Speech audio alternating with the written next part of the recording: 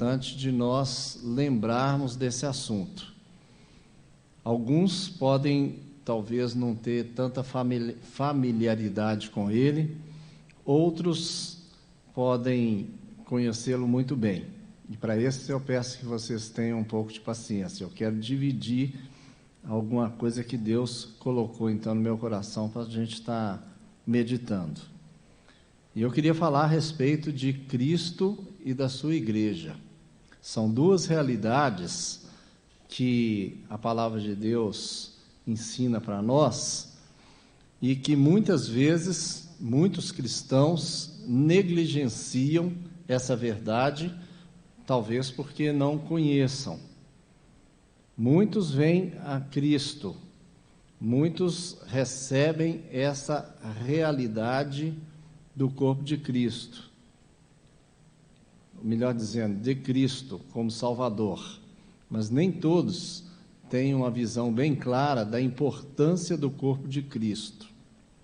E na última reunião, quando nós estivemos compartilhando a respeito desse assunto, eu citei 2 textos, sendo que um estava em Efésios, o outro estava em Colossenses, falando a respeito do mistério de Deus e do mistério de Cristo, que são 2 coisas ligadas entre si, porém com peculiaridades diferentes, não é? E eu queria iniciar nesse dia com um texto, o mesmo texto que nós usamos da última vez, lá em Colossenses. No livro de Colossenses, no capítulo 1. Capítulo 1 do livro de Colossenses. Nós já lemos esse trecho anteriormente.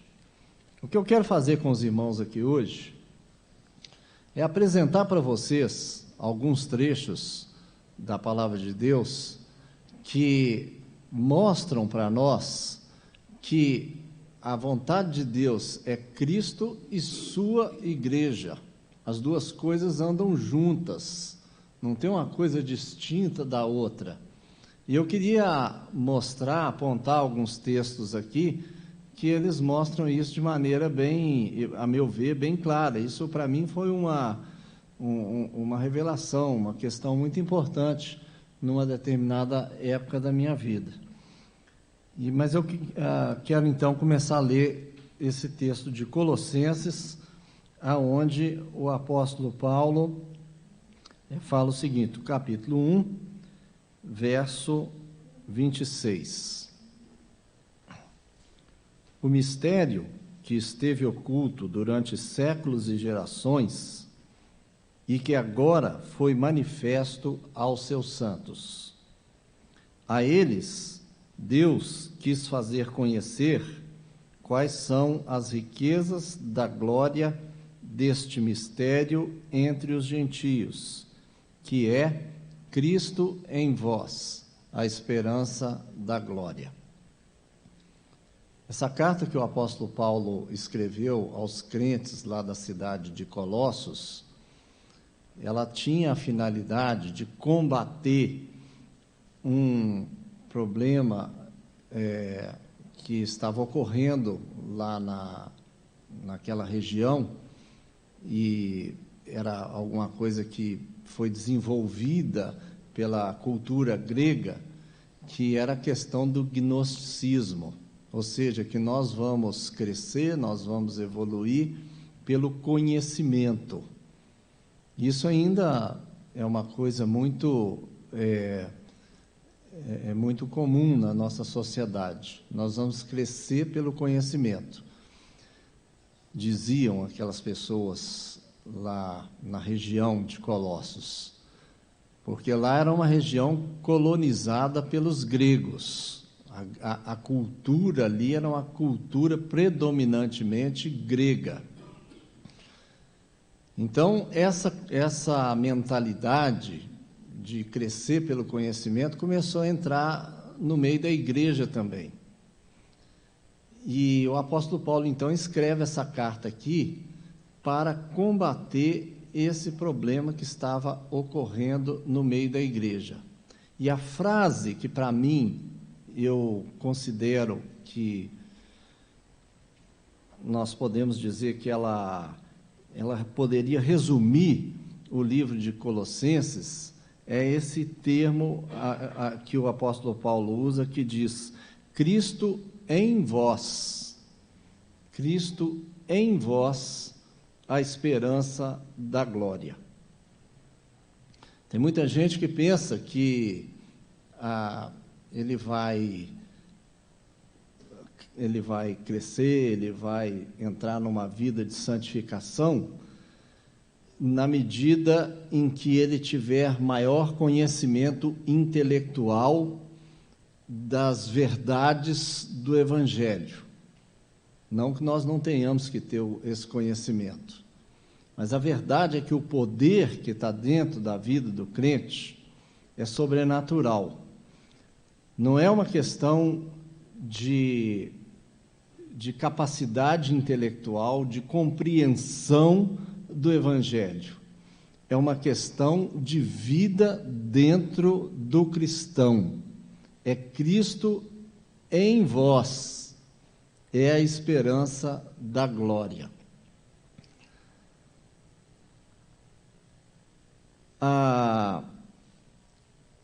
Aquela questão que ocorria ali na cidade de Colossos,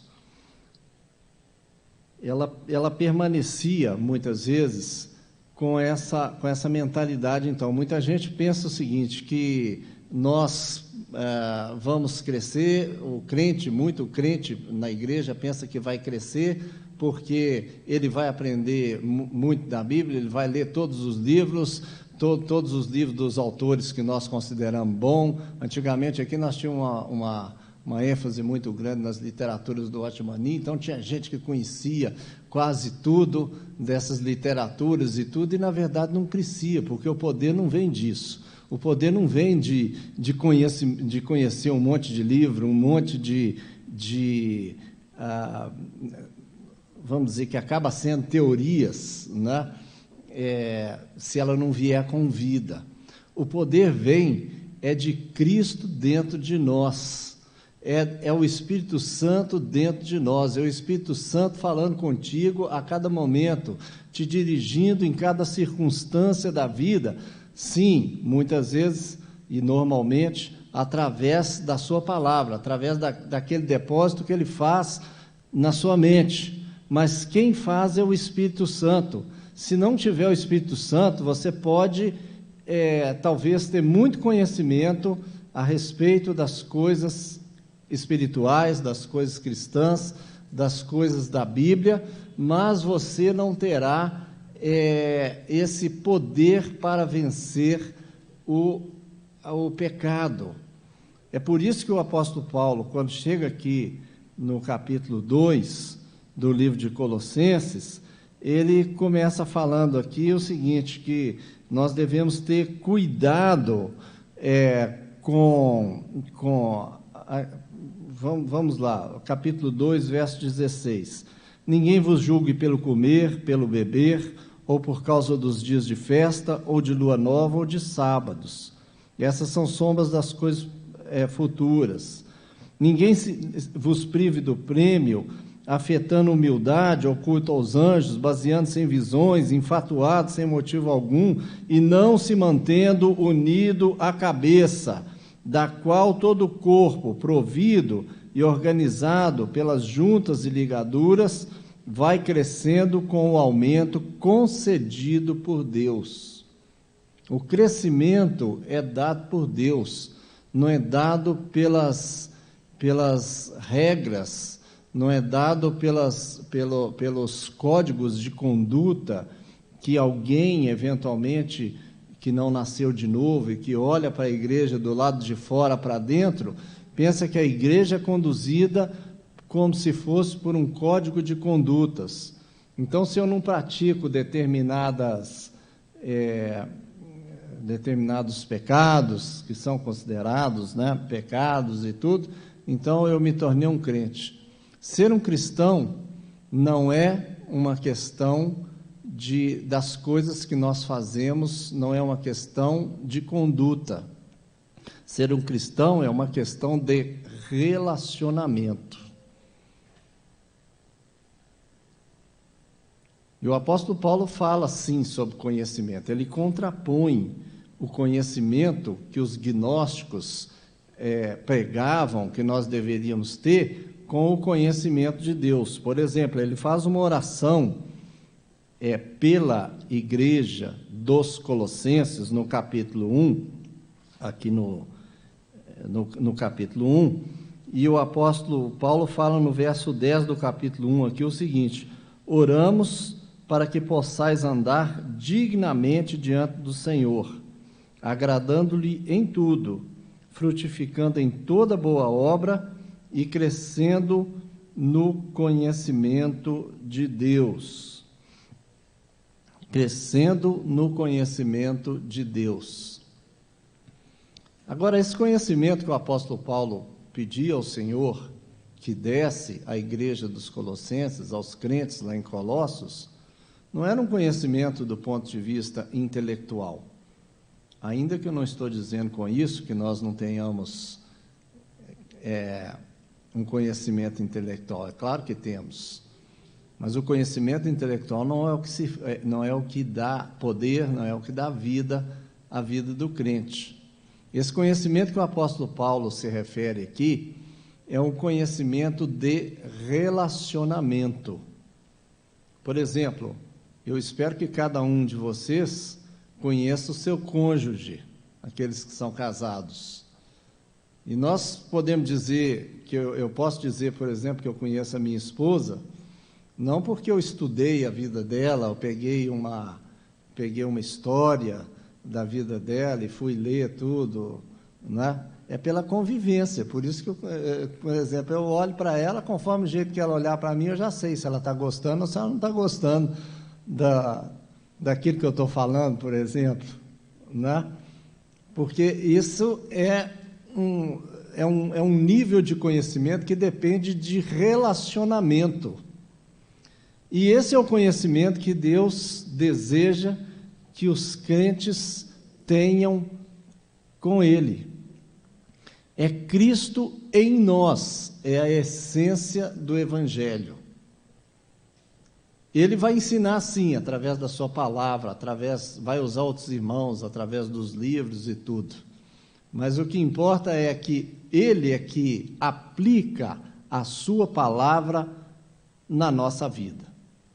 Então, o que eu li aqui nesse verso é o mistério de Deus. Não é? E no capítulo 2, no início aqui, o apóstolo Paulo fala o seguinte, capítulo 2, verso 2.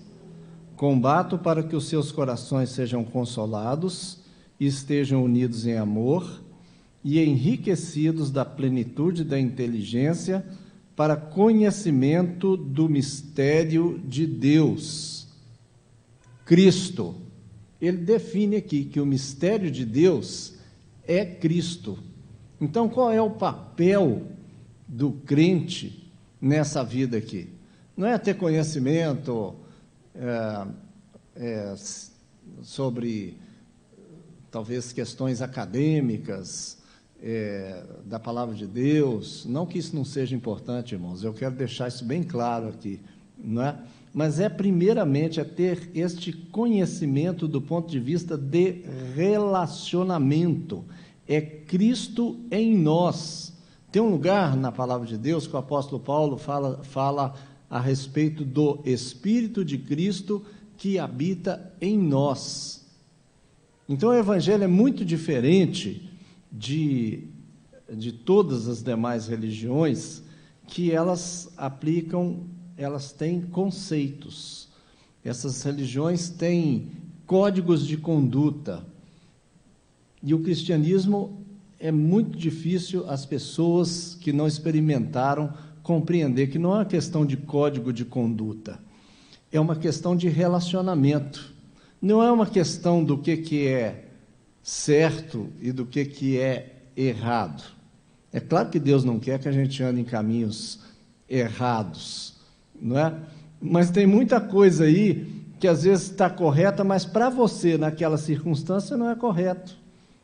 Quando Jesus falava para Nicodemos, que queria saber qual era a maneira de chegar ao reino de Deus, Jesus falou a respeito dessa questão da seguinte maneira, e eu já falei isso muitas vezes: o vento sopra onde quer, ouves a sua voz, mas não sabes de onde vem e nem para onde vai. Assim é todo aquele que é nascido do Espírito. Ou seja, aquele que é nascido do Espírito ouve a voz de Deus, assim como nós, quando estamos num campo e tudo, a gente percebe que o vento está lá, mas nós não podemos pegar, nós não podemos sentir, não é? Mas nós sabemos que o vento está lá, que o vento está soprando. E aquele que tem experiência com Deus, ele sabe que Deus está falando com ele tem uma vida de relacionamento. Ainda que ele não possa pegar, ainda que não é uma voz necessariamente audível, mas Deus está falando, está dirigindo. Isso é a essência do cristianismo. Então, o mistério de Deus é Cristo em nós, não é Cristo na cabeça, é Cristo como um relacionamento. Mas, quando o apóstolo Paulo termina a carta aos Colossenses, tem uma questão aqui que sempre me chamou muita atenção, que está relatada aqui no capítulo 4.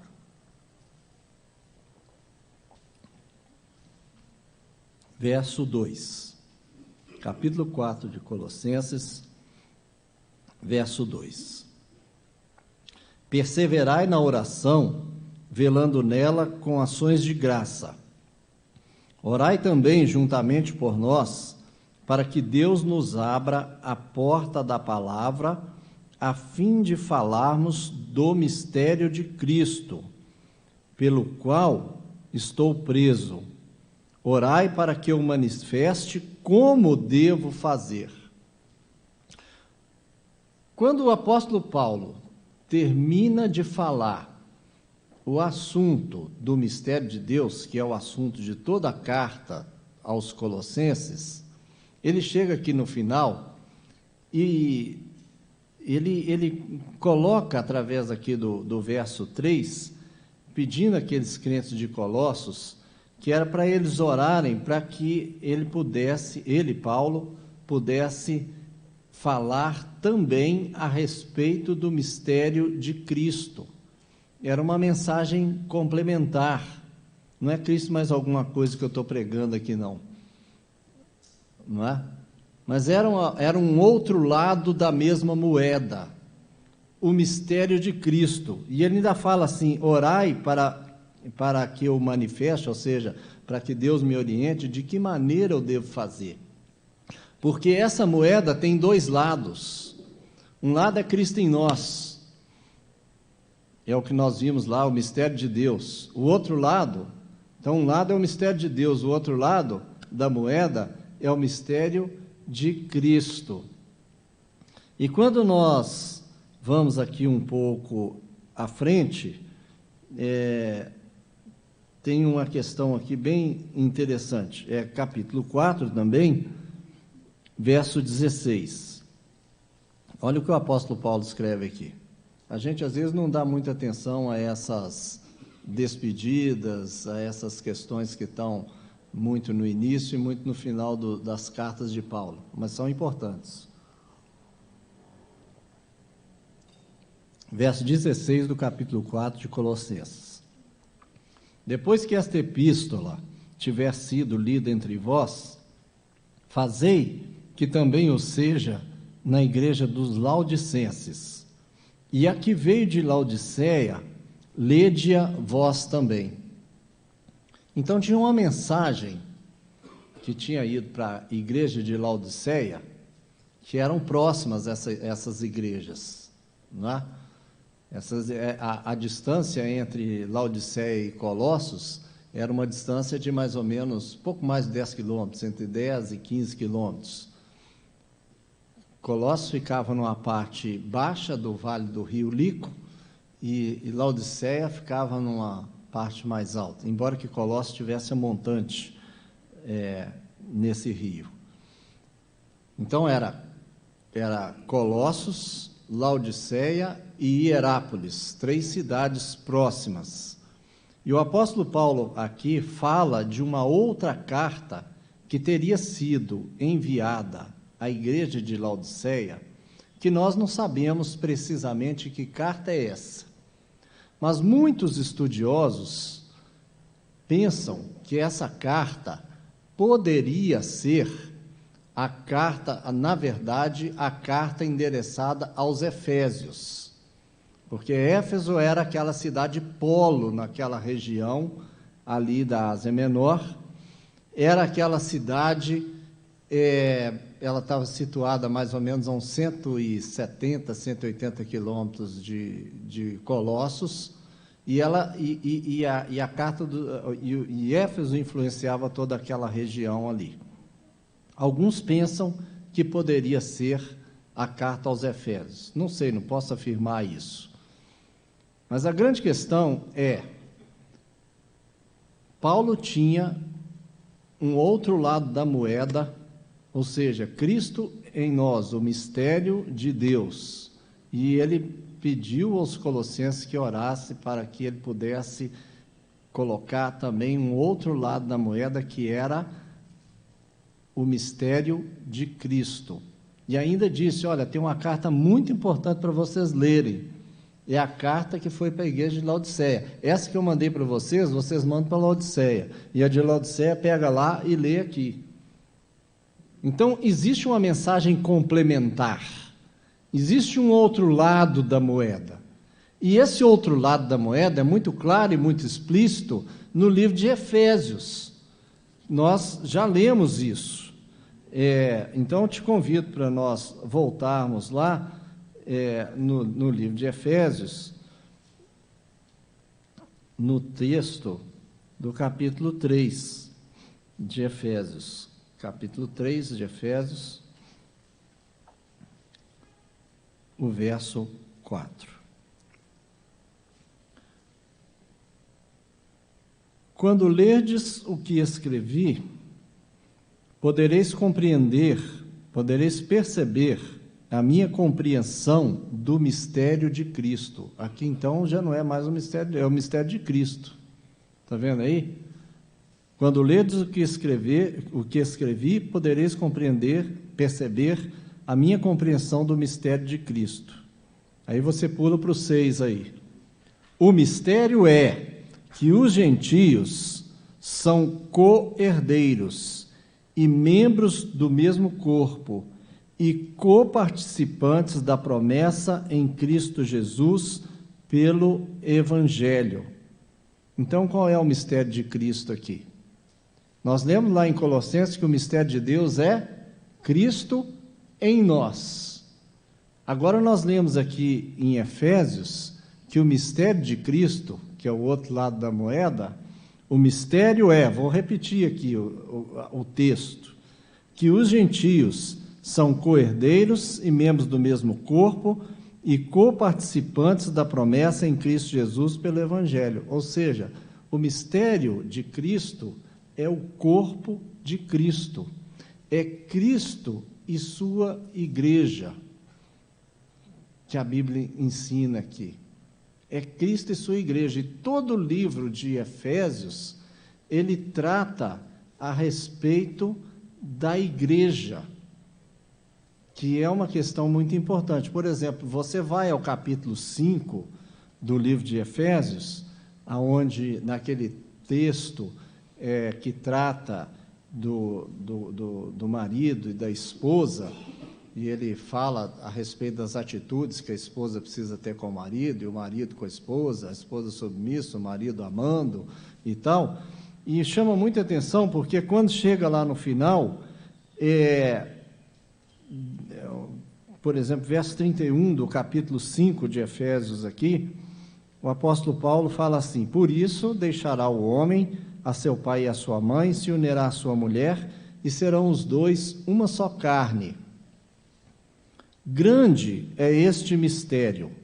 Ele não está falando de casamento, não está falando de marido e de mulher, ele não está falando que nós temos que ter uma atitude com a nossa esposa e vice-versa, mas aí ele põe esse versículo aqui, que parece que chega aqui no final, ele põe tudo de ponta cabeça. Ele fala assim: grande é esse mistério, mas eu me refiro a Cristo e a igreja. Eu me refiro a Cristo e a igreja. São duas, é uma mesma moeda com dois lados. Não adianta a gente olhar só um lado da moeda. Quando Deus criou a mulher, você vai lembrar lá no livro de Gênesis, Deus olhou para o Adão, diz que Adão deu nome a toda a criação, a ele foi confiado cuidar do jardim do Éden lá, e diz que Adão foi procurar um companheiro idôneo e não encontrava. E aí, o que Deus falou para Adão? Não é bom que o homem esteja só. Não é bom que o homem esteja só. Aí ele criou Eva, da costela de Adão. Irmãos, aquilo fala para nós a respeito também de Cristo e da igreja, que Eva saiu das costelas de Adão, ou seja, é da mesma natureza. E assim também a igreja, ela saiu de Cristo. A Bíblia fala que a igreja e Cristo, num certo sentido, aliás, num certo sentido, não, a igreja e Cristo é uma. Assim como no casamento, quando você o marido e a esposa, eles são uma só carne, assim é Cristo também, Cristo e sua igreja. Esse é um mistério que nós precisamos de compreender. E a outra questão que eu queria chamar a atenção aqui é que não é bom que o homem esteja só.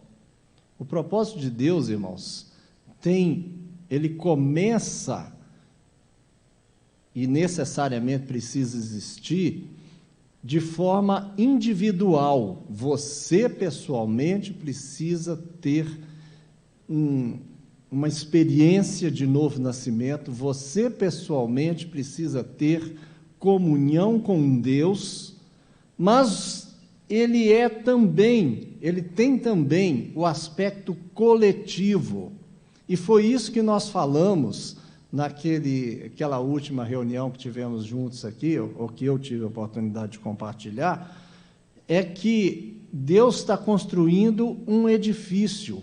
A palavra de Deus usa muitas figuras para falar da mesma coisa. Deus está construindo um edifício, fala da família de Deus, que nós fomos inseridos na família de Deus, fala sobre o corpo de Cristo, que tem muitos membros, nem todo membro faz a mesma coisa, mas na verdade o corpo todo é um, e fala sobre o edifício que nós falamos. São muitas pedras que constroem um edifício.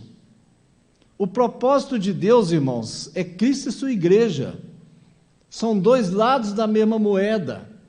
E para você não dizer que eu estou talvez inventando essa questão aqui, eu queria te mostrar outros textos também que falam desses dois lados. Um outro que já tivemos anteriormente a oportunidade de falar com os irmãos aqui, está na primeira carta de João. Primeira carta de João, capítulo 1, verso 6. 6 e 7.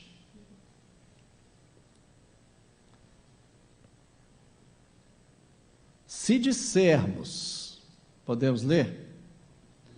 Se dissermos que temos comunhão com Ele e andarmos nas trevas, mentimos e não praticamos a verdade. Então, esse verso aqui está falando de comunhão com Ele, comunhão com Deus, ok? Aí leia o 7. Mas, se andarmos na luz, como Ele na luz está, temos comunhão com Ele, uns com os outros. Temos comunhão uns com os outros.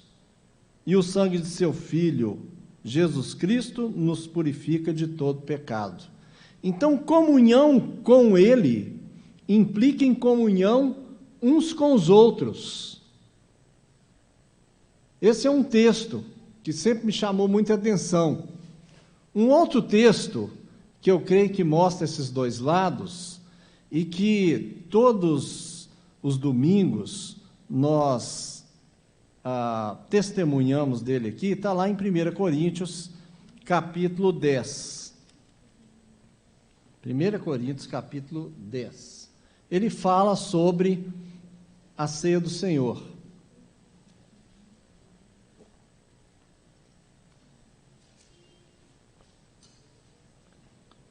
Nós, os cristãos reformados, nós entendemos que nós temos basicamente dois sacramentos: o batismo e a ceia do Senhor.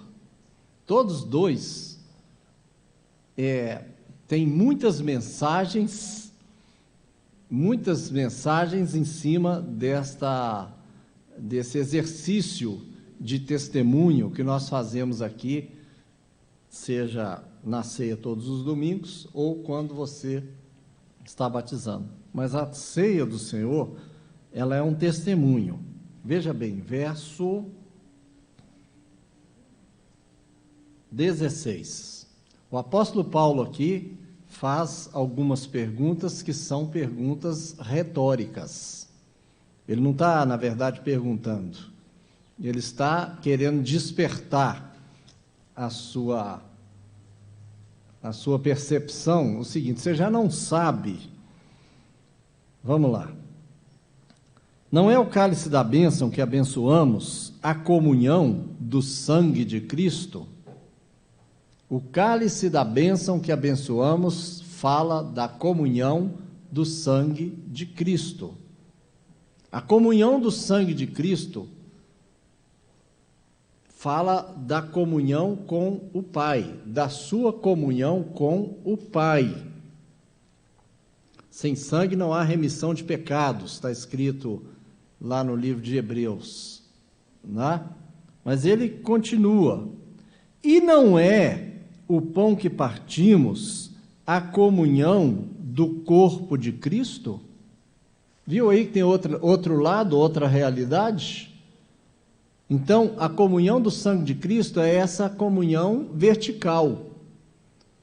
Mas o que eu quero enfatizar é essa segunda pergunta retórica que ele faz aqui. E não é o pão que partimos a comunhão do corpo de Cristo? Porque nós, sendo muitos, somos um só pão e um só corpo, pois todos participamos do mesmo pão. Irmãos, então, a questão da igreja, veja bem, quando eu falei da questão dos sacramentos, porque dos testemunhos que a igreja tem para dar, os mais importantes, o batismo e a ceia. No batismo tem também essa realidade, porque quando você foi batizado para dentro de um corpo, está escrito lá em Coríntios capítulo 12. Você foi batizado pelo Espírito para dentro de um corpo. É uma das realidades. Mas a ceia do Senhor, quando nós partimos o pão, que por um lado fala de Cristo, é verdade, do corpo partido de Cristo, mas quando nós partimos o pão, nós estamos falando da realidade do corpo de Cristo, a comunhão do corpo de Cristo, porque nós, sendo muitos, somos um só pão. Então nós temos duas realidades aqui faladas na ceia do Senhor, uma realidade para Deus, uma realidade para a igreja. E muita gente considera que a questão, eu acredito até, eu ouso dizer, que talvez, pelo menos aqui no nosso país, a maioria dos crentes que eu conheço não tem essa compreensão. Muitos pensam que a igreja é como... Eu já vi muita gente pensando assim. Outro dia o Billy esteve aqui na reunião e pregou sobre o fato que nós somos embaixadores de Deus. E somos de fato. A Bíblia ensina isso para nós. Então é como um embaixador, o que ele faz? Ele vem representar o país dele que está longe e vem aqui divulgar seu país, falar do seu país, defender os interesses do seu país. E certamente nós estamos aqui, isso eu acho que é uma questão muito clara para a maioria dos crentes, é que nós estamos aqui para sermos embaixadores do nosso reino, do reino do Filho do seu amor, para o qual nós fomos transportados. Está escrito aqui em Efésios. Mas, irmãos, muitos crentes agem como se fosse assim, como se fosse um país que quer trazer uma certa influência sobre outro país. Então, ele começa a abrir diversas empresas. Digamos, hoje nós estamos com essa ênfase muito grande na China aqui. Então, eles trazem uma empresa, trazem outra empresa e trazem outra, não é? Porque, no fundo, essa questão comercial é muito importante, essa influência. Então, cada empresa faz o melhor dela para arrancar o máximo de dinheiro daqui e levar lá para o seu país, ou para arrancar o máximo de influência daqui e levar para o seu país. Muita gente pensa na igreja em termos do seguinte: bom, eu vou abrir a minha empresa e eu vou fazer o melhor que seja, vou pregar o evangelho, o melhor que seja, vou tirar, arrebatar das mãos de Satanás o máximo de pessoas possível, vou pegar o evangelho. Bom, muito bom isso, mas a questão é, a igreja, em primeiro lugar, a igreja não é um monte de empresas, a igreja não é uma estratégia de Deus, a igreja é o propósito de Deus, é Cristo e a sua igreja. A igreja não é institucional. Você não pode inventar um jeito. Tem um negócio aí eu de vez em quando vejo crente falando a respeito de estratégias para a igreja, de crescimento da igreja. Irmãos, essa não é a visão. Nós estamos aqui, a vontade de Deus é que nós aprendamos a andar uns com os outros, que nós aprendamos a testemunhar dele coletivamente, que nós compreendamos que nós não somos uma empresa que, ainda que esteja talvez num mesmo propósito que outra, uma empresa de outro país aqui, nós não estamos só para pregar o evangelho aqui, nós estamos aqui para testemunhar de Cristo, da unidade do corpo de Cristo. E eu queria te chamar a atenção o seguinte: a estratégia do apóstolo Paulo sempre é assim, em todas as suas cartas. Primeiro ele coloca a doutrina, o conceito, e depois ele fala da parte prática, ou seja, uma doutrina precisa necessariamente produzir na vida de um cristão atitudes. Então, no livro de Efésios, os primeiros 3 capítulos falam desse conceito do mistério de Cristo. E quando chega no capítulo 4, o apóstolo Paulo parte para falar do que... Bom, visto que vocês conhecem esses conceitos, quais são as atitudes que você precisa tomar frente a esta verdade? Aí eu te convido para a gente voltar lá no livro de Efésios, e nós lemos lá no capítulo 4.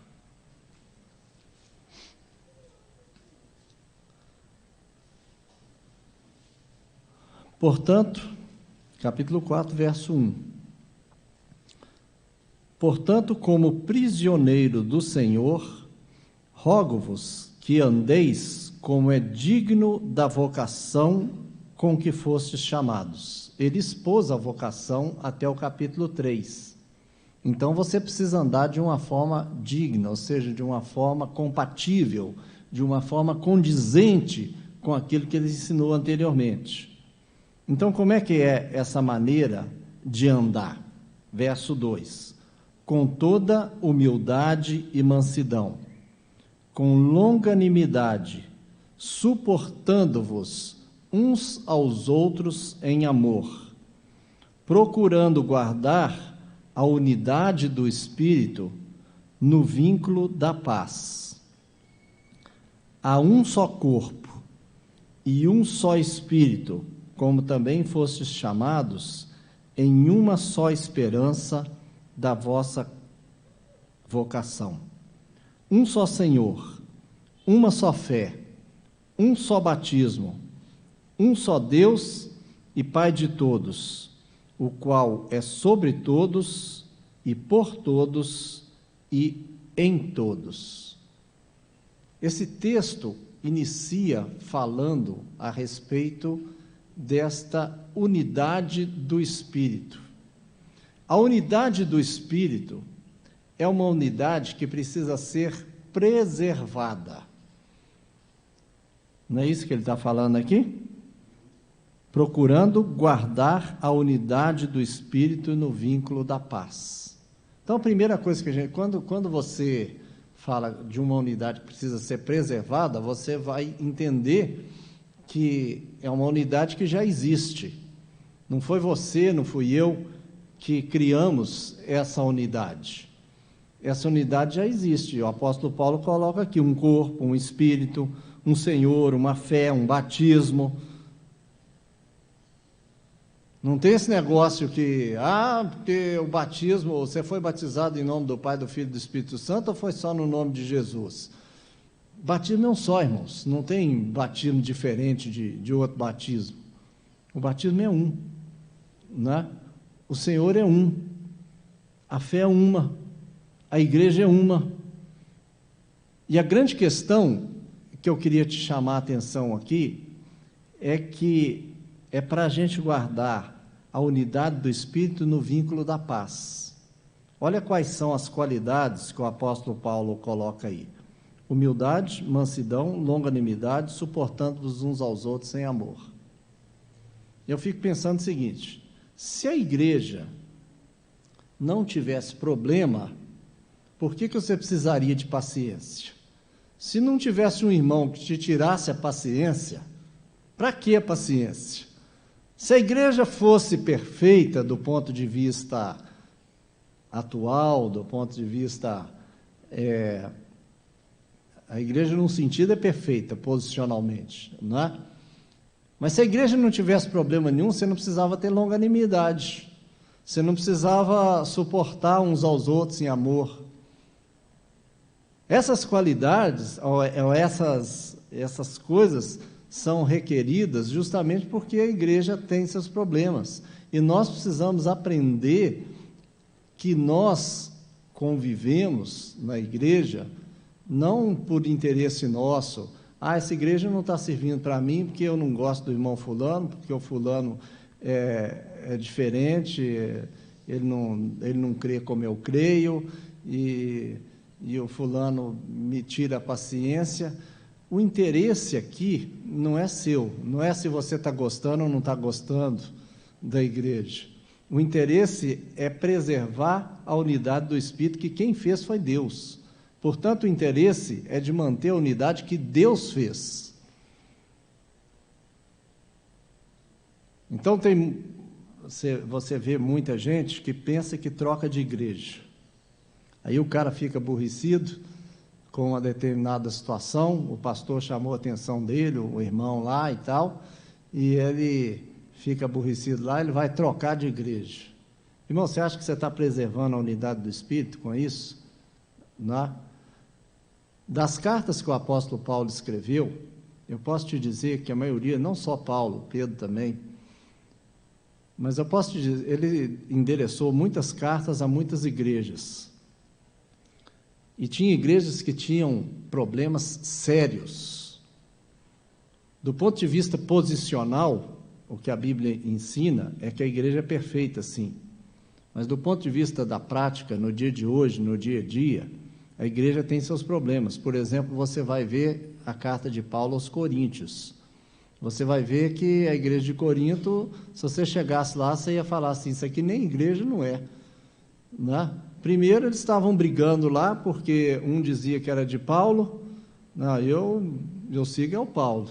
O outro, não, eu sou de Pedro. E o outro, eu sou de Apolo. Aí o outro, que era mais espiritual, dizia assim, não, eu sou de Cristo.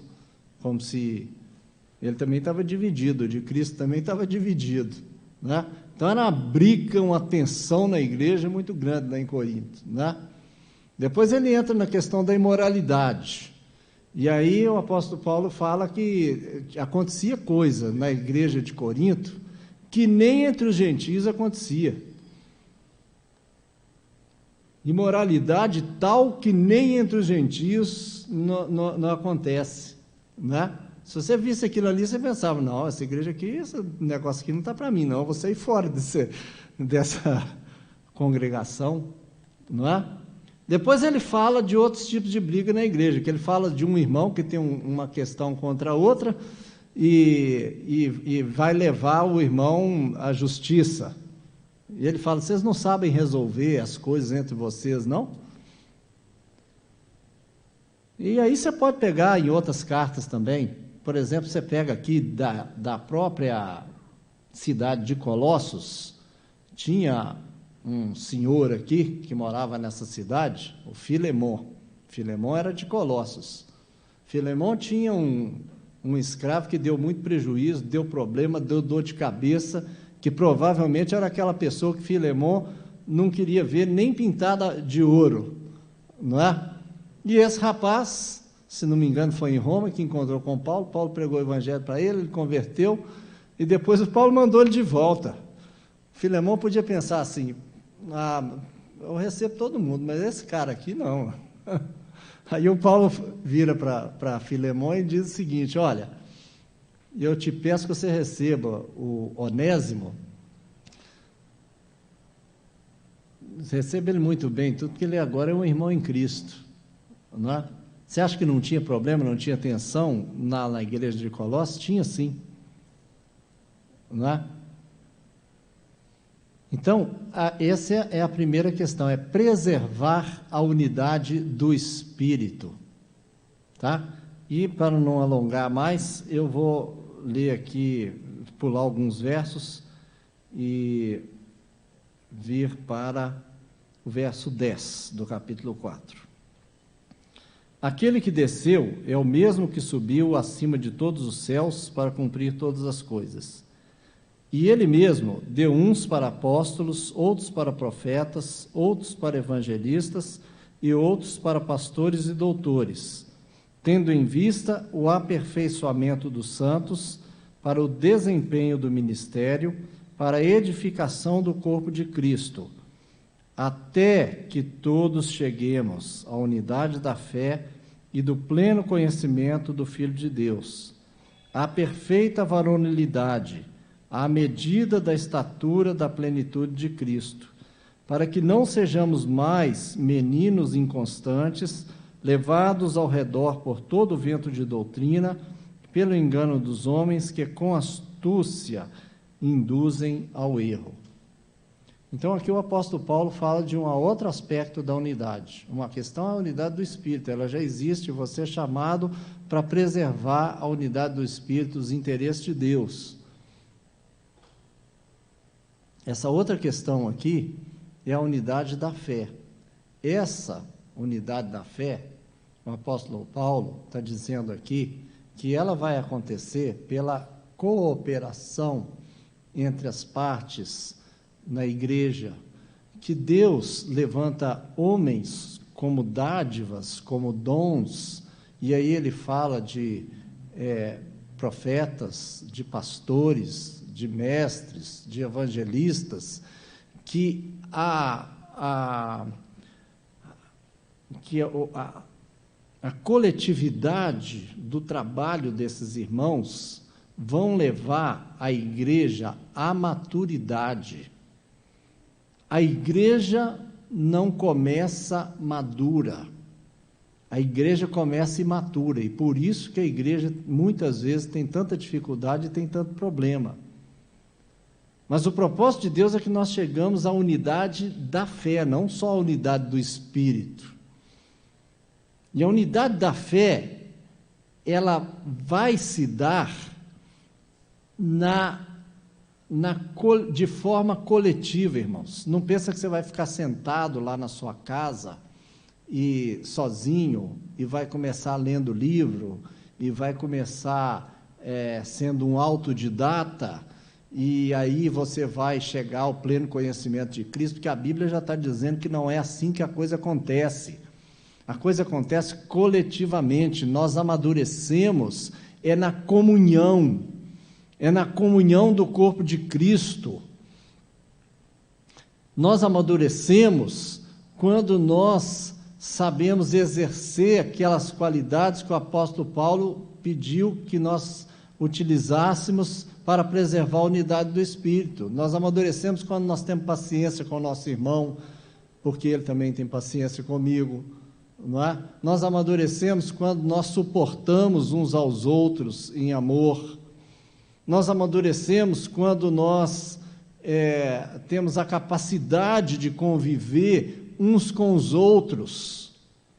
Aí nós vamos chegar à unidade da fé, porque caso contrário nós vamos permanecer crianças. E a característica da criança aqui, que o apóstolo Paulo fala aqui nesse final, é que ela é levada ao redor por todo o vento de doutrina. Qualquer coisa que surge está levando a pessoa, ela vai tirando a pessoa do foco, não é? Lá em Colossos, tinha gente que achava que ditar regra fazia da pessoa um cristão, mas talvez muita gente ali não tinha essa visão bem clara da realidade de Cristo e da sua igreja. Nós precisamos caminhar, Deus vai edificar coletivamente. Assim, minha mensagem hoje é muito simples. Nós precisamos uns dos outros. Olha, eu digo para vocês aqui, tem gente aí, certamente tem alguns irmãos que estão em casa, e tem aqueles também que não gostam de congregar, né? Não é o caso de muitos que estão em casa, que não estão aqui porque não podem, né?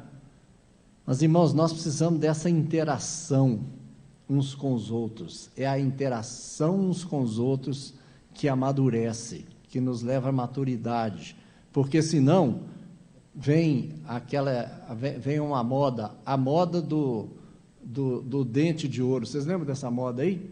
Moda do dente de ouro. Para que serve um dente de ouro, irmãos? Em que honra o Senhor um dente de ouro? Me lembro de um menino contando para mim, numa determinada ocasião, foi quando nós começamos a congregar aqui, que ele estava numa determinada congregação e que ali começou a chover ouro, e aí eu falei com ele, mas escuta, por que você não pegou um pouco e não colocou no bolso, então? Irmãos, a maturidade consegue discernir, esse negócio, consegue passar as coisas na peneira da palavra. A maturidade leva a gente para isso.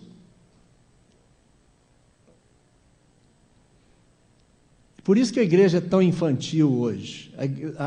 Muitas vezes os crentes não conseguem permanecer uns com os outros, briga com todo mundo. No fim, eu falei na última reunião, aquela que eu falei das pedras, sobre os desigrejados.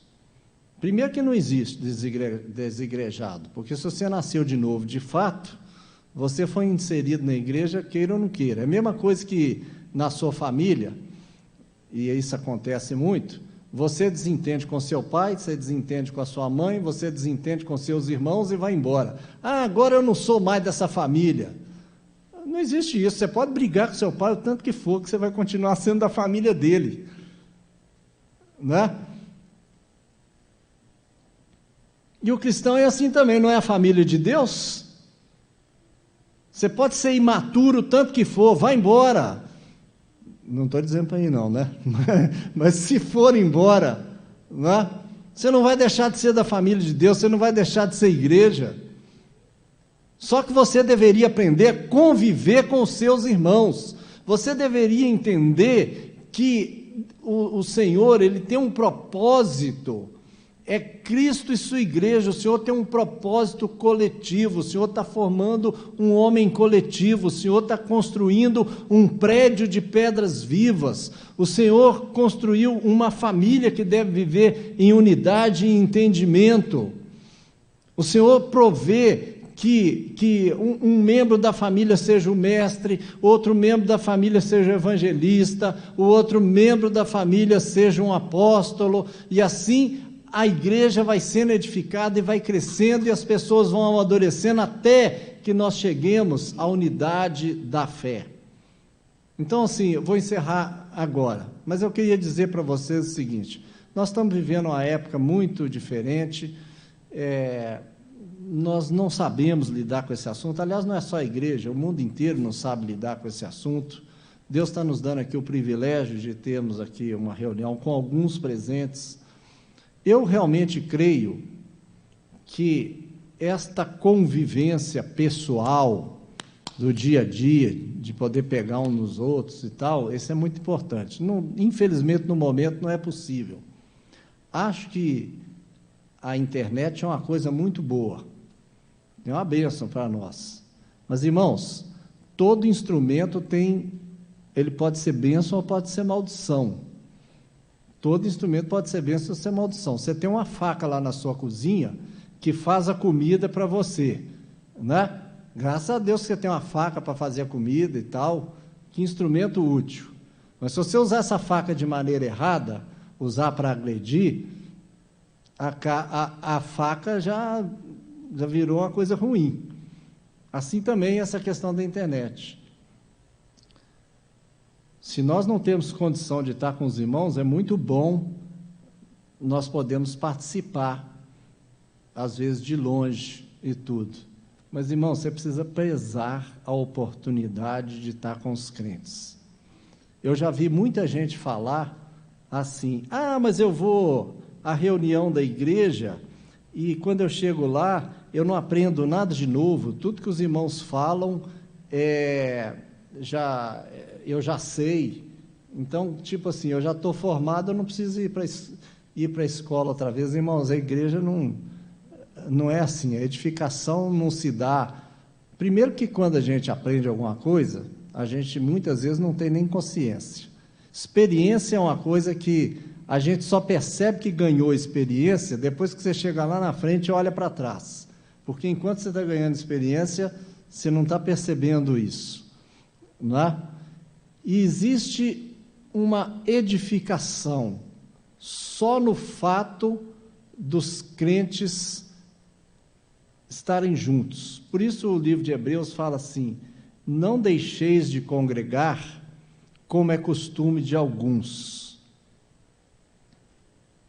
Essa questão é muito importante, irmãos. A questão da convivência, a questão da congregação, e eu estou preocupado com isso justamente porque o momento agora está sendo assim, aquele momento de dispersão. Certamente que não é pela vontade de nenhum de nós, e mesmo aqueles que estão nos assistindo aí pela internet, eu quero crer que a maioria queria estar presente aqui conosco, queria estar na comunhão. Mas, irmão, não despreze a oportunidade de convivência na igreja, porque o propósito de Deus é Cristo e sua igreja. Você tem uma responsabilidade: preservar a unidade do Espírito no vínculo da paz.